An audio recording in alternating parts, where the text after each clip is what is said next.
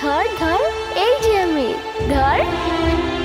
মা মনে হয় কথাটা ঠিকই বলতো, শব্দ নাকি তীরের মতো, একবার বেরিয়ে গেলে আর সেটাকে ফিরানো যায় না।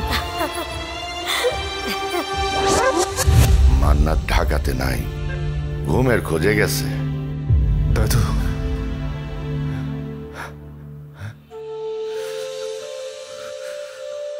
দাদু বলো না, মা আর বুবু কোথায়?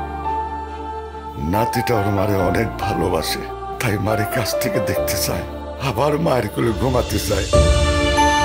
শব্দ, যে শব্দে সত্য থাকে সেই শব্দ মানুষকে ভালো থাকতে শেখায়।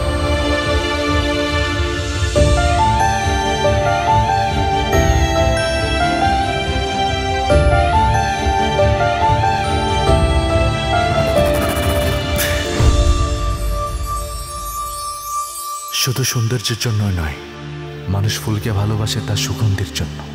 যদি ফুলও মানুষের মতো কথা বলতো, তাহলে ফুলকেও মানুষ খুব যত্নে ছুঁড়ে ফেলে দিত।